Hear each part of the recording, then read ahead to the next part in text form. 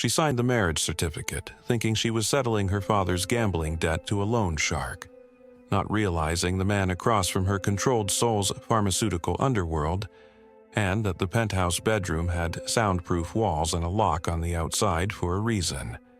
3 previous wives all disappeared within months, and Dr. Choi wouldn't answer when she asked why he prescribed her stamina supplements before the wedding night even happened.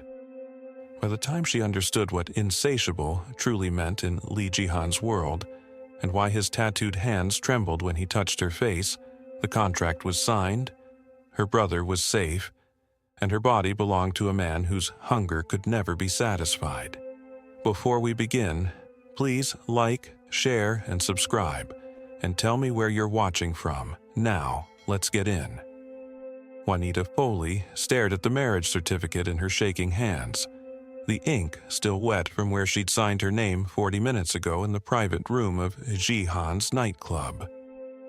The ceremony had been cold, transactional, efficient. No priest, no family, no flowers, just her, the tattooed stranger she'd met once before, and a bribed government official who processed their paperwork like he was notarizing a car sale. Her father's $500,000 debt was erased. Her 16-year-old brother Michael was protected. And she was now Mrs. Lee Ji-han, property of Korea's most dangerous man. Ji-han sat across from her in the back of the black Mercedes, silent, watching her with those unreadable dark eyes. His suit was expensive, perfectly tailored over broad shoulders. His face was beautiful in a brutal way. Sharp jawline, full lips, and geometric tattoos that crawled up his neck and disappeared beneath his collar. She'd heard the whispers at the signing. 3 wives in 5 years. None of them lasted. None of them talk about what happened. The housekeeper who'd shown her the penthouse yesterday had gone pale when Juanita asked about the previous Mrs. Lee. They were compensated generously, the woman had whispered, refusing to meet her eyes, very generously for their silence. The car pulled up to the glass tower in Gangnam. Ji-han's penthouse occupied the entire top floor. He led her inside without a word, his hand firm on her lower back. The space was stunning, floor-to-ceiling windows overlooking Seoul's glittering skyline, minimalist furniture, white walls, cold perfection. He walked her down a hallway to massive double doors. "The master's suite," he said quietly, pushing them open. Juanita stepped inside and her breath caught. The room was enormous. A bed the size of a small car dominated the center, draped in silk sheets. But it was the details that made her stomach drop. The headboard had decorative ironwork, beautiful, intricate, and unmistakably reinforced, strong enough to hold restraints. The walls were too thick, the door too heavy, soundproof. "You'll sleep here," Ji-han said from behind her. His voice was low, controlled. "I have particular requirements. Medical in nature.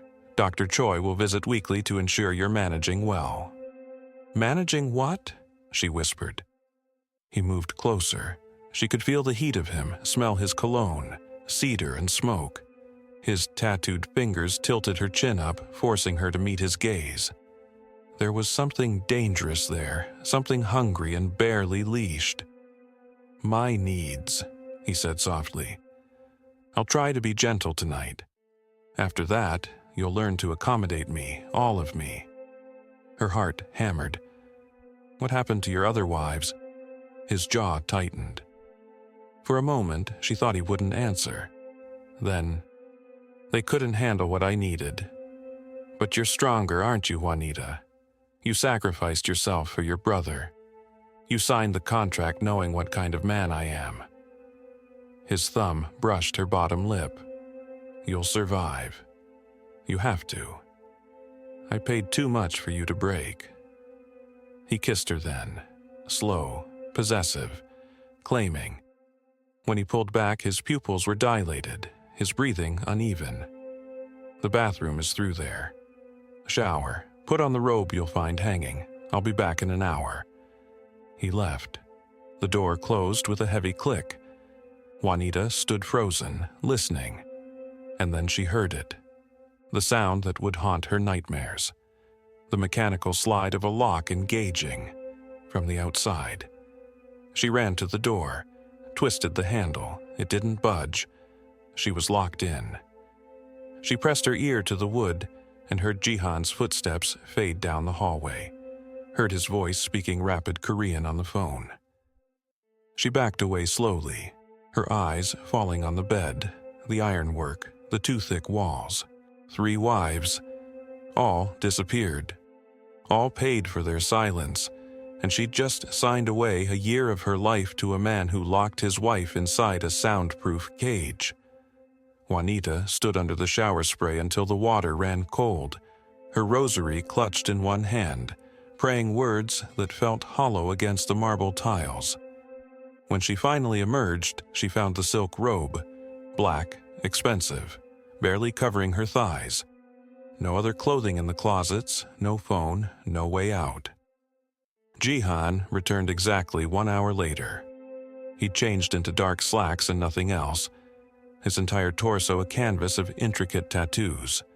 Dragons, geometric patterns, Korean script she couldn't read. His body was perfectly sculpted, dangerous. He moved like a predator, controlled and deliberate. "Come here," he said quietly. She obeyed because what choice did she have? Michael was safe. The debt was paid. This was the price.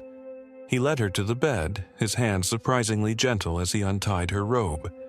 His eyes consumed every inch of her, dark and hungry in a way that made her shiver. "I need you to understand something," he murmured, brushing her hair back from her face. "I've tried to be normal, I've tried to control it, but the drugs they gave me, they changed something fundamental. I can't stop, not the way other men can." "What drugs?" she whispered. "Enhancement compounds, stamina, aggression. They made me strong enough to survive in my world." His tattooed fingers traced down her throat, her collarbone. "But they broke something else. My body doesn't know when to quit, it just demands, endlessly." Terror and something else, something dangerous, coiled in her stomach.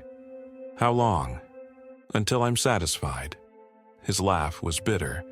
"Which means hours, Juanita, not minutes, hours. Do you understand now why Dr. Choi prescribed you those supplements? Why the previous Mrs. Lee required medical intervention?" She tried to pull away, but he caught her wrist, not rough, but immovable. "I'll try to be gentle tonight," he said, lowering her onto the silk sheets. "But after this, you'll need to take the pills, every day. It's the only way you'll survive me." What happened next was a blur of pain and overwhelming sensation. He was patient at first, careful with her inexperience, but once he started, something shifted. The hunger in his eyes became feral. His hands gripped too tight, his body demanding more, then more, then more. She bit her lip until it bled, tears streaming silently down her temples. He didn't stop. Even when she whispered that she couldn't take any more, he kissed her tears and continued with terrifying stamina, his breath ragged, his muscles trembling with barely leashed control. When he finally collapsed beside her, she was shaking, destroyed, unable to move. He brushed her hair back with surprising tenderness. "You did well," he murmured. "Better than I expected." Then he left. She heard his footsteps fade, heard the door close. And then, that sound again. The mechanical lock sliding into place from the outside. She was trapped in his cage.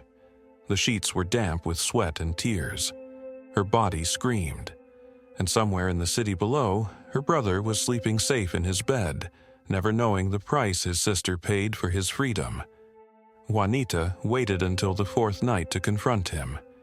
4 nights of Jihan taking her with that terrifying intensity. 4 mornings waking alone with her body aching and marked. 4 days of Dr. Choi's clinical examinations and bottles of supplements she was told to take for stamina and recovery. 4 nights of hearing that lock slide shut from the outside after he left her trembling in the dark. On the 4th night, when he came to her room, she didn't move toward the bed.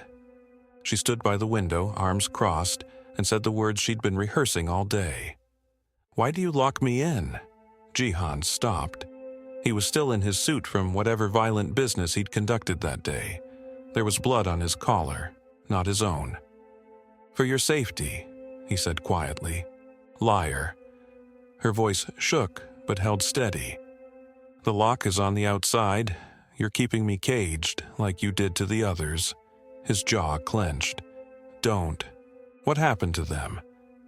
She turned to face him fully. "Your 3 wives, where are they now?" For a long moment he just stared at her.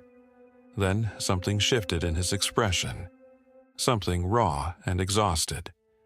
He moved to the bar cart, poured whiskey with a trembling hand, and drank it in one swallow. "They're alive," he said finally. "Paid. Relocated. Silent. But they're not whole." He set the glass down hard. "I destroyed them, Juanita, not with violence, with this." He gestured at himself with disgust. "I was 19 when the organization made me a test subject for their experimental enhancement drugs.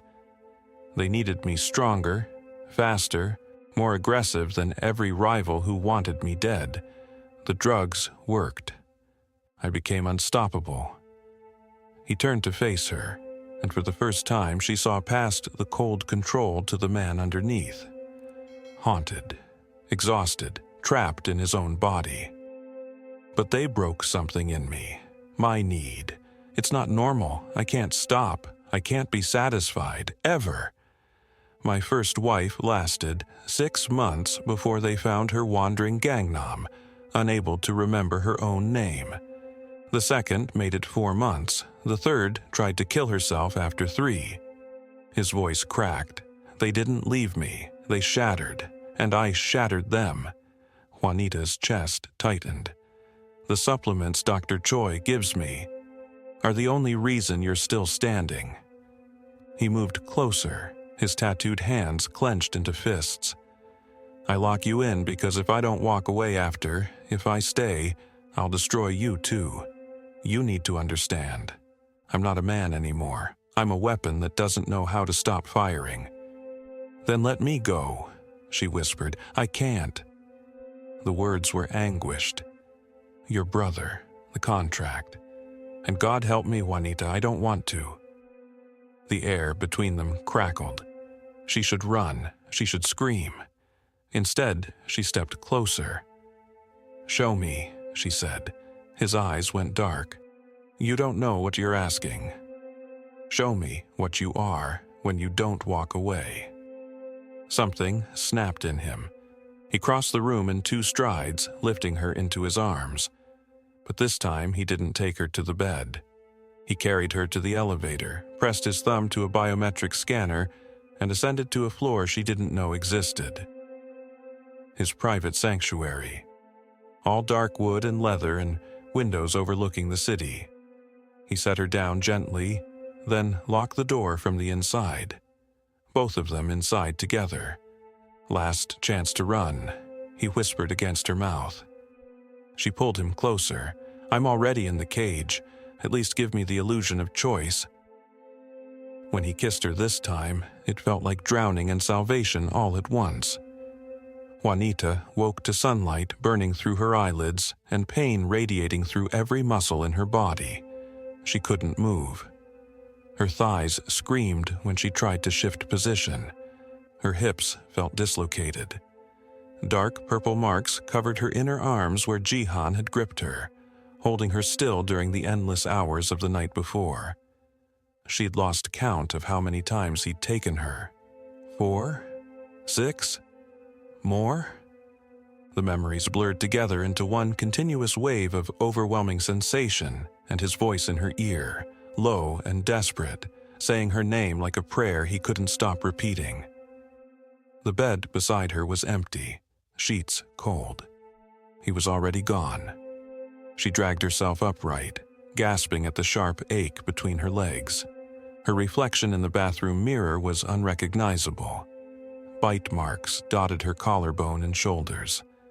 Her neck was covered in bruises shaped like fingerprints. Her lips were swollen, her hair a tangled mess. She looked like she'd survived something violent. The shower took 20 minutes. Her hands shook as she dried off and pulled on the silk robe hanging on the door. When she limped back into the bedroom, a man in a white coat was standing beside the bed, arranging medical instruments on the nightstand with clinical precision. "Mrs. Lee," he said without looking up. His English was perfect, accent barely noticeable. "I'm Dr. Choi. Your husband requested a wellness check." "I didn't ask for a doctor," Juanita said, clutching the robe tighter. "Nevertheless," he gestured to the bed. "Please sit. This won't take long." She didn't move. Dr. Choi finally looked at her, his expression utterly neutral, like he was examining livestock instead of a person. "The bruising is normal given Mr. Lee's condition." "Sit down, Mrs. Lee. I need to ensure you haven't sustained internal injuries." Her stomach turned. "His condition? Sit." She sat. Dr. Choi examined her with disturbing efficiency, checking her pulse, her blood pressure, shining a light in her eyes. He pressed cold fingers against the bruises on her arms and neck, nodding to himself like he was confirming a diagnosis. Then he pulled out a small bottle of white pills and set them on the nightstand. "Take 2 of these every morning with food," he said. "They'll increase your stamina and pain threshold. Without them, you won't last 3 months." Juanita stared at the bottle. "What are they?" "Performance enhancers, cardiac support, hormonal regulators." He packed his instruments away, his movements brisk. "Mr. Lee's appetites are not normal, Mrs. Lee. He requires pharmaceutical intervention to function in his world. You require pharmaceutical intervention to survive him."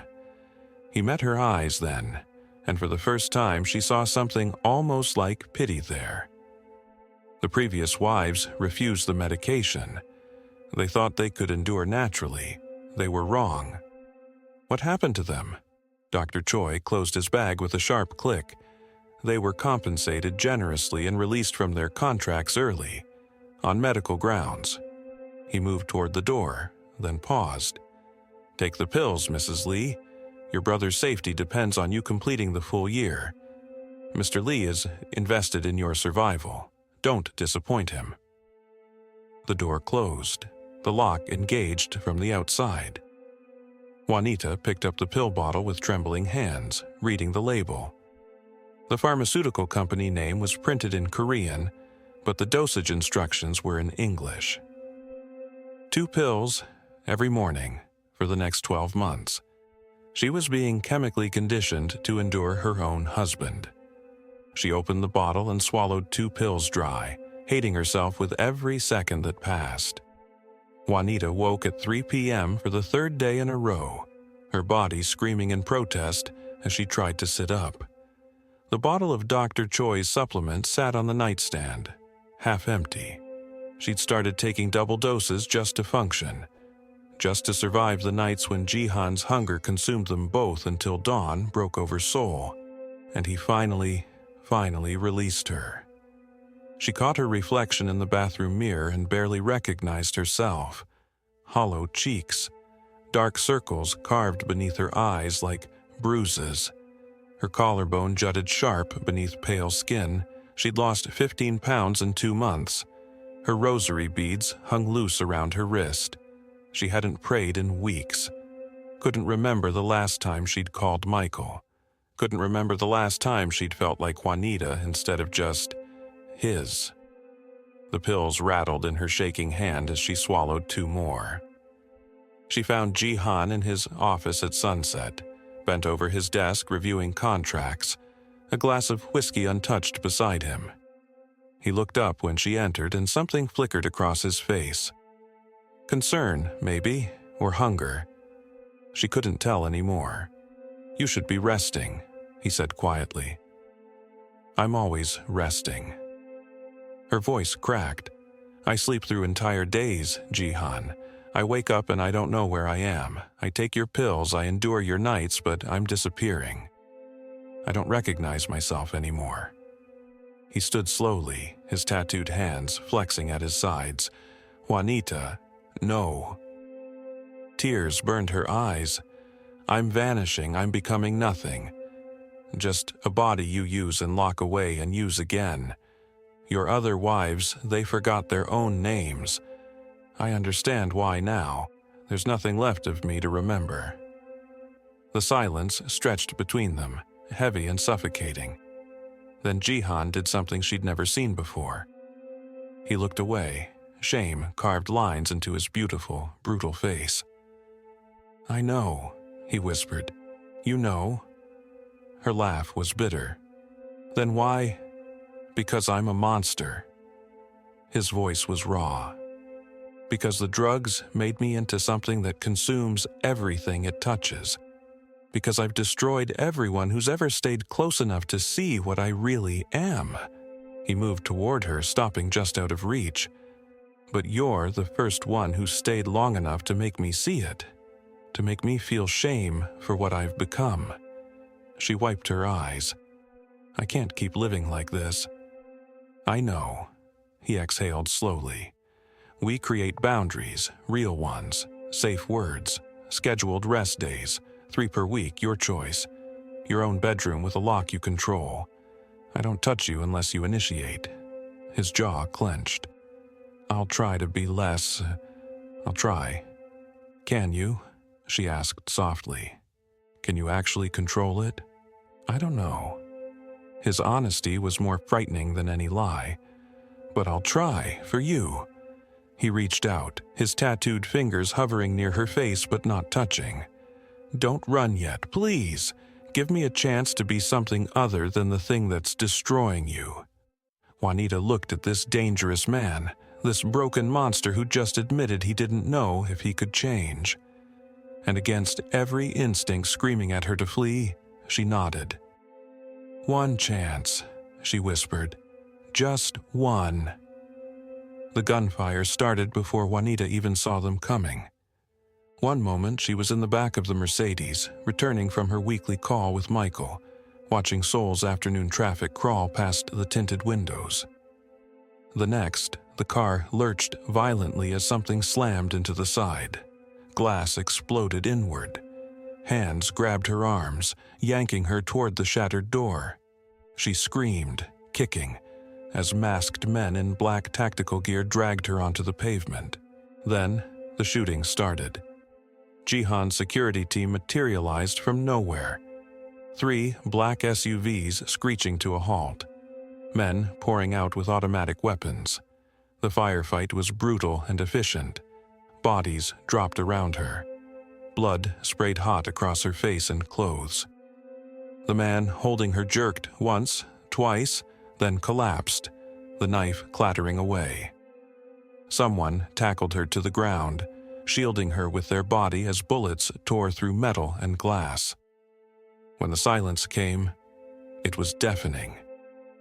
She looked up through blurred vision to see Ji-han running toward her, his suit jacket discarded, gun still in hand, his face a mask of pure rage and terror she'd never seen before.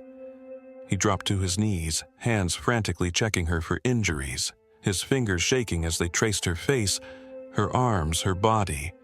"Are you hurt? Juanita, look at me. Are you hurt?" She couldn't speak, couldn't stop shaking. There was blood on her dress, in her hair, under her fingernails. 6 bodies lay scattered across the intersection. She'd almost died. They'd almost taken her, carved her up, used her as leverage. Ji-han pulled her against his chest, his heartbeat thundering beneath her ear. "I'm sorry. God, I'm so sorry. This is my fault, all of it." That night, he called an emergency meeting in his penthouse. Juanita sat in the corner, wrapped in a blanket, still wearing the blood-stained clothes because she couldn't stop shaking long enough to change. Jihan stood before his 12 lieutenants, his underbosses, the men who'd built his empire with him. Effective immediately, we're shutting down the pharmaceutical operations. All of them, the labs, the distribution networks, the research facilities, burned. We're liquidating assets and going legitimate. The room erupted. Voices shouting in Korean, fists slamming tables. One man, Park, his oldest lieutenant, stood and switched to English, clearly for her benefit. You're choosing her over everything we've built? Over 20 years of blood and power? She's made you weak, Jihan. Pathetic. You're not fit to... The gunshot silenced him mid-sentence. Park crumpled, a neat hole between his eyes. Jihan lowered his pistol slowly, his voice deadly calm. Anyone else think I'm weak? Silence. Absolute, suffocating silence. Jihan turned to face them all, and Juanita saw something she'd never seen before. A man choosing love over survival. She's worth more than every dollar, every territory, every formula we've ever created. The Empire dies tonight. Anyone who can't accept that can join Park. No one moved. No one spoke. He'd burned his kingdom. For her. The black sand beach of Jeju stretched empty before them, volcanic rock formations jutting from the sea like broken teeth. Jihan's security team maintained a perimeter 200 yards out, dark figures against the gray sky. It was the first time in 5 months Juanita had seen him without a suit, without the armor of his reputation. He wore a simple black sweater, jeans, his tattoos stark against his throat in the fading light. They'd been walking in silence for 20 minutes when he finally spoke. I was 7 when the organization found me. His voice was quiet, almost lost to the wind. Sleeping in subway stations, stealing food. They gave me a bed, education, purpose. By 19, I was their most valuable asset. Smart enough to run operations, brutal enough to enforce them. That's when they told me about the enhancement program. Juanita stopped walking. He kept his eyes on the horizon. Experimental drug trials. They needed someone loyal, expendable if it went wrong. They promised me power, respect, a place at the table. His jaw tightened. They didn't mention the side effects, the hunger that never stops, the way it consumes everything. Sleep, sanity, the people closest to you. Your first wife, Juanita whispered. He nodded slowly. Arranged by my boss. A gift to celebrate my promotion. She was kind, gentle, 19 years old, barely spoke Korean. He swallowed hard. 6 months later, they found her wandering Hongdae at 3 a.m. No shoes, hospital gown, eyes empty. She couldn't remember her name. Couldn't remember anything except being afraid. Juanita's chest ached. Jihan. I destroyed her trying to fill this emptiness inside me. His voice cracked. Every night I took and took and took, and it was never enough. The doctors said her mind broke from exhaustion, trauma, psychological fracture. They paid her family 20 million won for their silence and institutionalized her. He finally looked at Juanita, and his eyes were raw. I told myself the next one would be different, that I'd learn control, but I didn't, I couldn't. The compulsion is stronger than I am. Then why did you bring me here? She asked quietly. Because you're still fighting. He reached out, tucking wind-blown hair behind her ear with surprising gentleness. The others broke. You push back, you set boundaries, you make me see what I'm doing instead of just enduring it. His thumb traced her cheekbone. You're the first one who's made me want to be more than this. I feel like a prescription, she admitted, voice breaking. Not a wife, not a woman, just medicine you take to survive. You're not. He pulled her close, forehead pressed to hers. You're the only real thing in my life. That night in the beach house, he made love to her differently, slowly, watching her face, asking permission with every touch. When she gasped, he paused, checking. When she pulled him closer, he surrendered. His restraint was visible, trembling through his shoulders, but he held himself back, giving her control, giving her choice. Afterward, he held her, fingers tracing lazy patterns on her spine. I don't know if I can be fixed, he whispered into her hair, but I want to try. For you. Something fundamental shifted between them in that moment. Not love yet, but the fragile beginning of it. The meeting was supposed to be routine. Ji-han sat at the head of the table in his private office, surrounded by the last of his trusted lieutenants, men who'd stayed loyal even as he dismantled the empire they'd built together. Juanita watched from the doorway, something he'd started allowing after Jeju. Transparency, he'd called it. Trust. She noticed the tremor in his hand first, the way he gripped his pen too tightly, knuckles white against tattooed skin. Then the sheen of sweat on his forehead despite the air conditioning.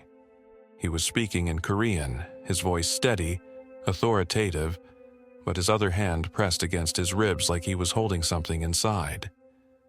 Ji-han, she said quietly. He glanced at her and she saw it, the briefest flash of fear in those dark eyes before he looked away. He turned back to his men, continued speaking, pushed harder through whatever was breaking inside him. Then blood dripped from his nose. 1 drop. 2.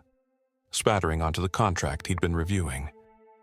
Sir, one of his lieutenants started. Ji-han collapsed face first onto the table. Juanita screamed his name, running to him as his men erupted into chaos. His eyes rolled back, blood now streaming from his nose, trickling from the corner of his mouth. His body convulsed once violently before going terrifyingly still. The hospital was a blur. Private room, top floor, armed guards outside. Specialists in white coats speaking in hushed Korean, while Juanita sat frozen beside Ji-han's bed, holding his tattooed hand. He looked smaller somehow, mortal.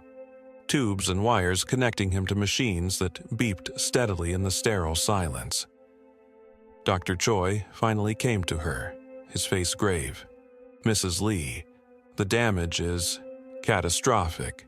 His liver, adrenal glands, endocrine system, all in failure. The enhancement drugs he's taken for years have essentially poisoned him from the inside. He has weeks, perhaps days. The world tilted. There has to be something. I'm sorry. At this stage, the damage is irreversible. She didn't leave his bedside. Not when his lawyer arrived with documents. Not when Ji-han woke, groggy and weak, and saw her there.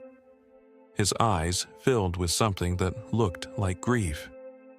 You should go, he whispered, his voice hoarse. I had the contract terminated, $2 million, transferred to your account. You're free, Nita. She stared at him. What? You served 7 months, that's enough. I'm releasing you from... You're releasing me? Her voice cracked. You think I stayed this long because of a contract? Your brother is safe. The debt is paid. You don't have to... Shut up. She was crying now, couldn't stop.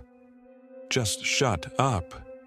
His lawyer cleared his throat, holding out papers. Mrs. Lee, if you'll just sign...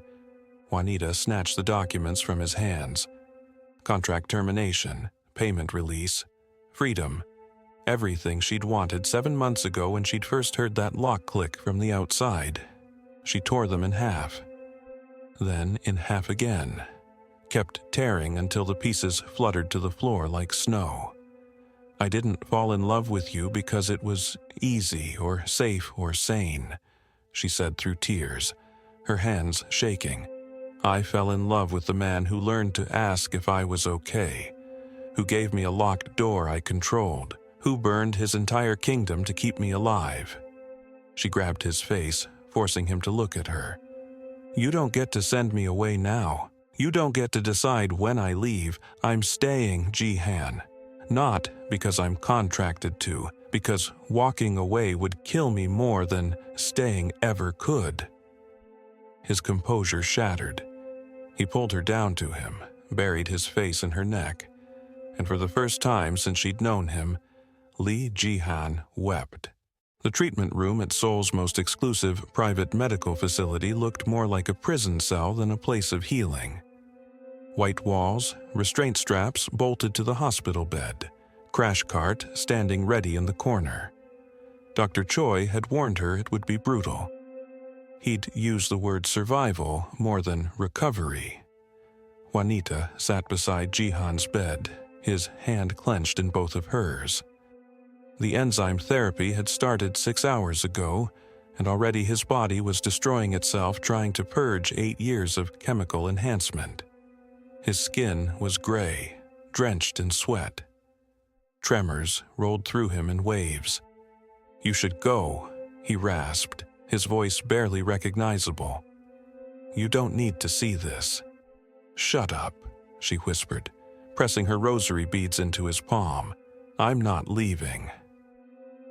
The first seizure hit at hour 12. His back arched off the bed, muscles locking, foam at his lips.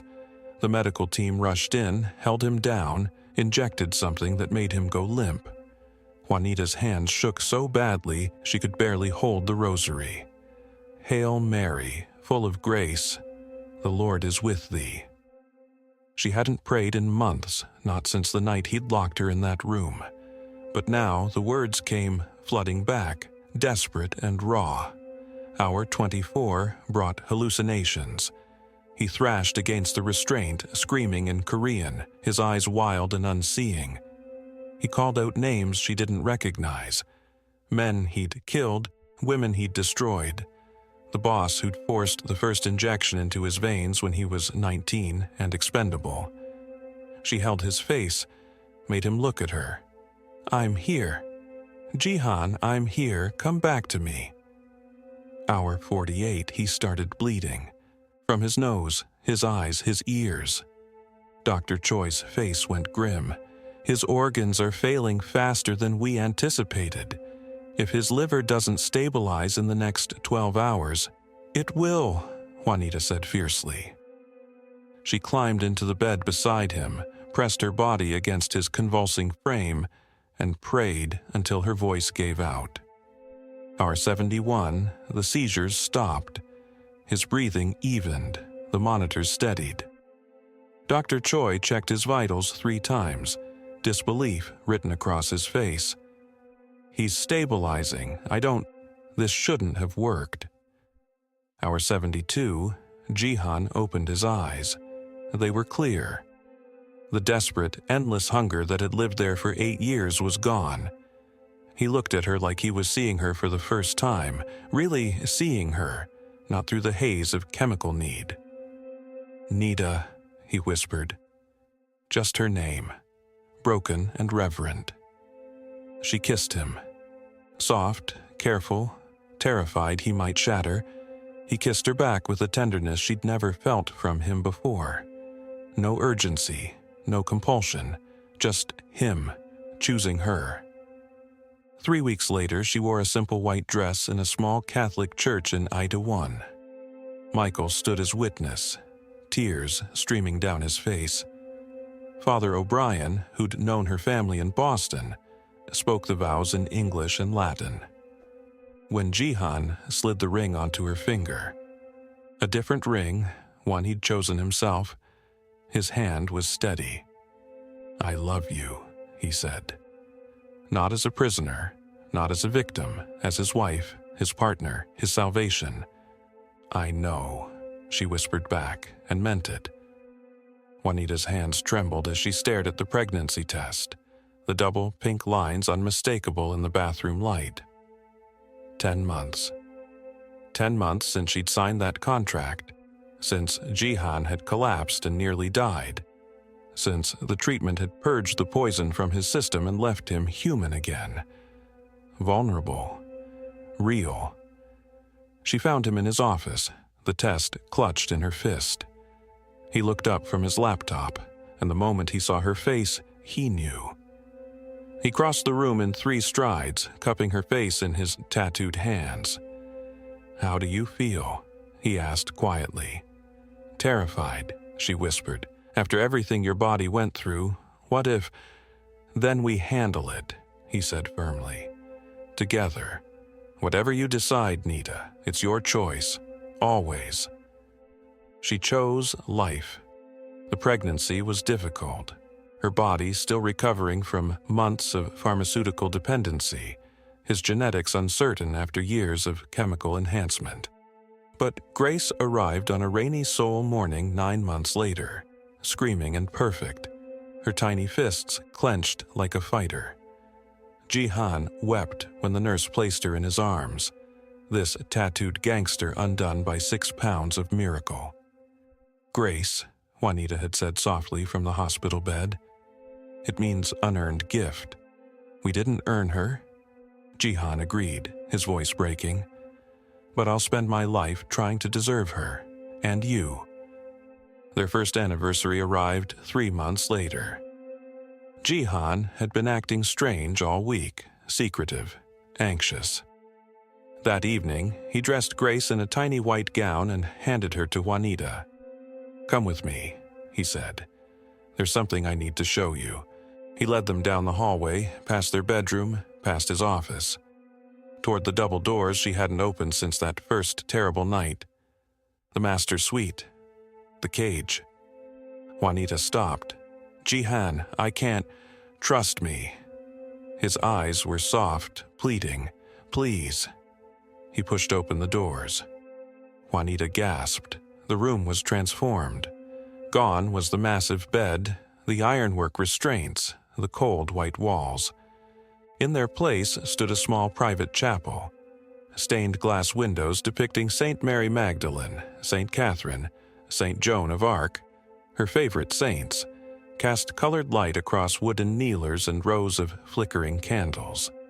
A simple altar held a crucifix and fresh lilies. Rosary beads hung from hooks on the wall. "I had it finished last week," Jihan said quietly, moving to stand beside her. "This room held only darkness, only pain. I turned you into a prisoner here, Nita. I broke pieces of you I'll never fully repair." He reached into his pocket and pulled out an ornate brass key, pressing it into her palm and closing her fingers around it. "This was where I kept my victims," he whispered, his voice raw. "Now it's where you keep your soul. You saved me, Nita, not by staying in the cage, but by teaching me how to open it." Grace whimpered softly against Juanita's shoulder.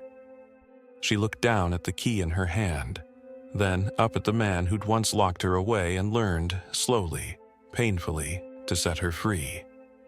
Behind them, Seoul's lights glittered through the stained glass like 1,000 tiny prayers.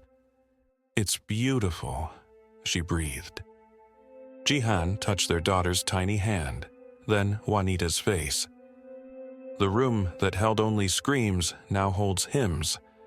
The cage became a sanctuary. "That's what you gave me, redemption I didn't deserve, but you offered anyway." He kissed her forehead. "Happy anniversary, Mrs. Lee." Juanita unlocked the chapel door and stepped inside, Grace sleeping peacefully in her arms. For the first time since she'd signed that contract, the room held only light. Thank you for watching. See you in the next store.